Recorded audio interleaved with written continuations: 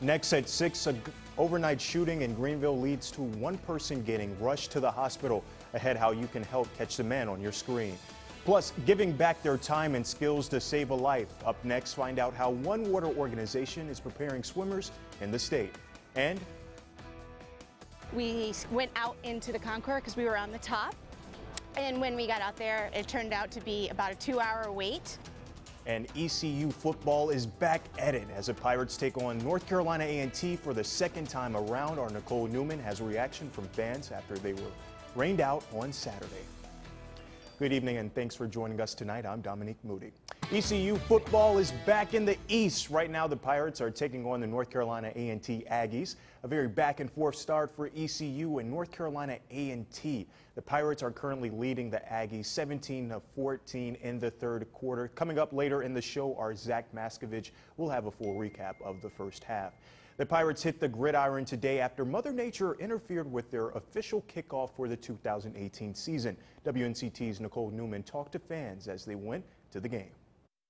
It was the second time around for Pirate fans on Sunday. Hate that the rain delay happened. We all just got instructed to get out of the stadium and just seek shelters. They filed into Dowdy-Ficklin Stadium for the kickoff between ECU and North Carolina A&T. It's after the game was delayed twice Saturday due to lightning and bad weather. It was initially scheduled to begin at 6, but was pushed back until 7:50, then delayed a second time. I was here at the game yesterday, and due to the weather, we got into the stadium, and as soon as we were walking in, we were told to turn around because of the lightning. Mother Nature still interfering with Sunday's rescheduled game, prompting ECU Athletics to send this tweet out right before the gates open. Due to the rapidly increasing temperatures, the game was under a heat management plan.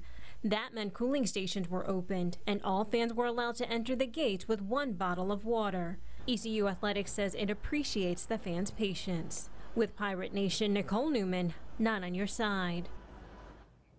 And here's what road conditions at the intersection of Fire Tower and Arlington looked like after the game. You can see the standing water on the roads.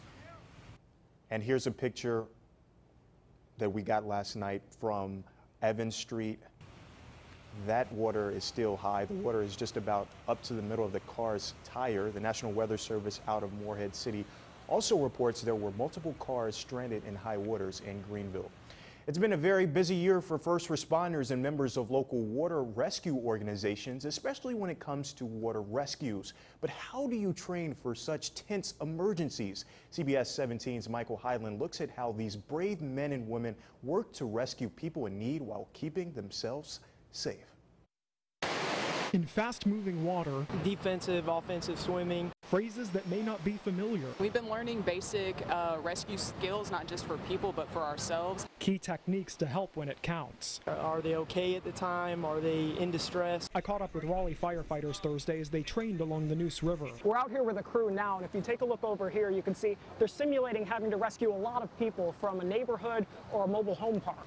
As we approach the peak of hurricane season, many of these emergency responders have memories of Matthew 2 years ago.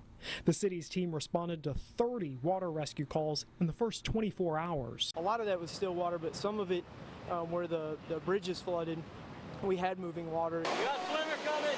Today they practiced throwing ropes to people or swimming out to save them. We're always going to move as fast as we can to get the person. But they want people to know a lot of the emergencies they go to never had to happen if people would turn around. Probably 90% of them.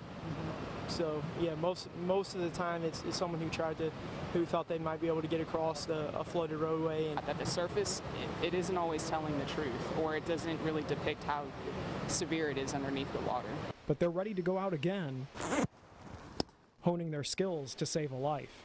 In Wake County, Michael Hyland, CBS 17 News. In your evening crime tracker, the Greenville Police Department is investigating an early morning shooting.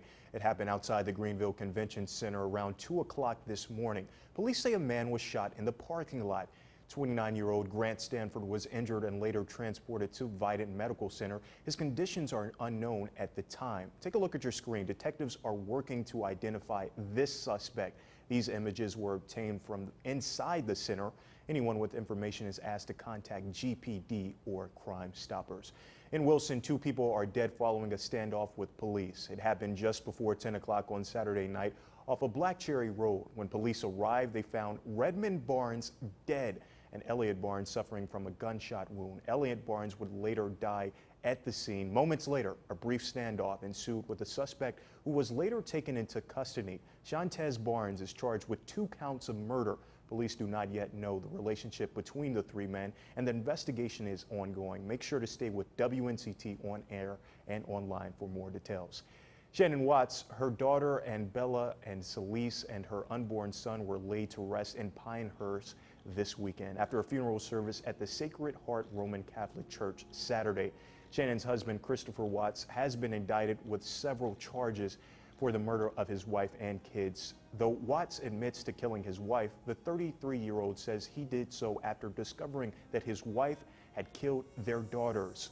Will County prosecutors in Colorado have not commented on Christopher Watts' claim, but are moving forward with the investigation.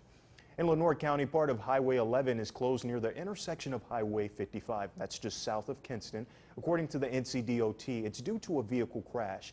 There are also reports of downed power lines in the area. The closure is expected to last throughout the morning. Officials have yet to come up with a detour for the area. It's unknown if the crash was weather related. Be sure to stay with WNCT again on air and online.